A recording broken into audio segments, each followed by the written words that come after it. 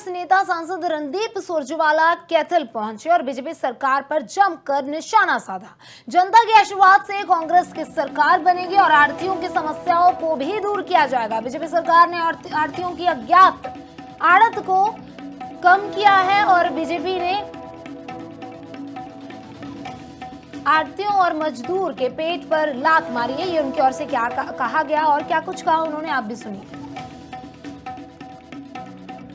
बड़ा सीधा हाल है, जो किसान सीधी पेमेंट लेना चाहे वो लिख के दे, पर शायद मनोहर लाल खट्टर जी और नायब सिंह सैनी ये नहीं जानते, क्योंकि मुझे नहीं पता, मुझे लगता नहीं दोनों खेत जोतते या उन्होंने कभी आड़त की दुकान जिंदगी में करी है।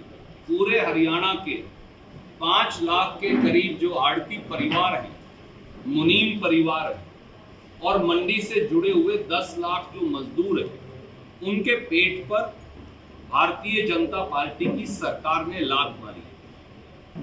हमारी आड़त 2.5% हमेशा से रही। ये 2.5% आड़त किसान नहीं देता था, खरीद एजेंसियां देती थी, क्योंकि बाद में वो खरीद से कहीं अधिक मूल्य पर उस फसल को बेचते हैं तो वो भी मुनाफा कमाते हैं। ये 2.5% आड़त काट कर 46 रुपया और 45 रुपया कर दी गई। 46 रुपया कुछ पैसे और 45 रुपया कर दी गई। ये अपने आप में घोर अन्याय है। कांग्रेस नेता सांसद रणदीप सुरजेवाला कैथल पहुंचे और बीजेपी सरकार पर जमकर निशाना साधा। जनता के आशीर्वाद से कांग्रेस की सरकार बनेगी और आढ़तियों की समस्याओं को भी दूर किया जाएगा। बीजेपी सरकार ने आढ़तियों की अज्ञात आड़त को कम किया है और बीजेपी ने आढ़तियों और मजदूर के पेट पर लात मारी है। ये उनकी ओर से क्या कहा गया और क्या कुछ कहा उन्होंने, आप भी सुनिए।